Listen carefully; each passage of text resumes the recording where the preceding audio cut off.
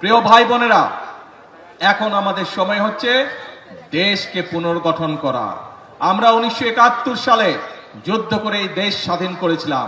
ঠিক একই সময় পৃথিবীর অনেকগুলো দেশ, আমাদের এই এশিয়া মহাদেশে অনেকগুলো দেশ সেই সময়ও স্বাধীন হয়েছিল, তার একটু আগে পিছে দিয়ে। কিন্তু সেই দেশগুলো আমাদের থেকে অনেক এগিয়ে গিয়েছে। আমরা এক বিরাট স্বৈরাচারের কবলে পড়েছিল এই দেশ, এই দেশের মানুষ। সেই স্বৈরাচার থেকে, কবল থেকে এই দেশকে, দেশের মানুষ মুক্ত করেছে যেভাবে, ঠিক 1971 সালে হানাদার বাহিনীর হাত থেকে বাংলাদেশের মানুষ স্বাধীনতাকে ছিনিয়ে নিয়ে এসেছিল। প্রিয় ভাই বোনেরা, দেশ শুধু স্বাধীন করলে হবে না। দেশ যদি স্বাধীন করে, দেশকে যদি স্বৈরাচার মুক্ত করে, পরবর্তী কাজ হচ্ছে দেশকে পুনর্গঠন করা, দেশকে সামনের দিকে নিয়ে যাওয়া, দেশের মানুষের জন্য ব্যবসা বাণিজ্য, চাকরি বাকরি এগুলির নিশ্চয়তা বিধান করা, দেশের মা বোনরা যাতে স্বাবলম্বী হতে পারে, সেটি শিক্ষায় হোক অথবা অর্থনৈতিক হোক, সেই ব্যবস্থা গ্রহণ করা, দেশের কৃষক ভাইরা যাতে স্বাবলম্বী হতে পারে সেজন্য সেই কারণে কাজ করতে হবে। দেশে যাতে মিল কলকারখানা তৈরি হতে পারে, দেশে যাতে বেকার সমস্যার সমাধান হতে পারে, সেই জন্য কাজ করতে হবে।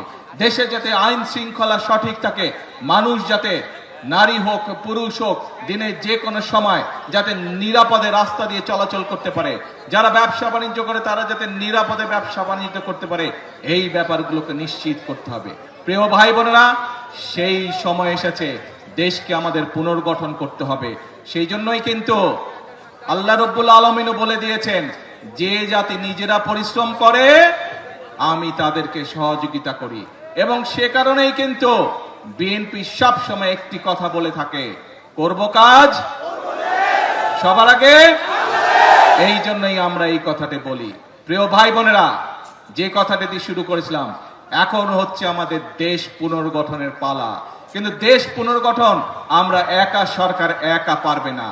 এই আপনারা কারা? বাংলাদেশের কি হন আপনারা? আমার সামনে যে হাজার হাজার মানুষ, কি হন বাংলাদেশের? বাংলাদেশের নাগরিক। এই দেশটা কাদের? অর্থাৎ বাংলাদেশের মানুষের, জনগণ হচ্ছে এই দেশের মালিক।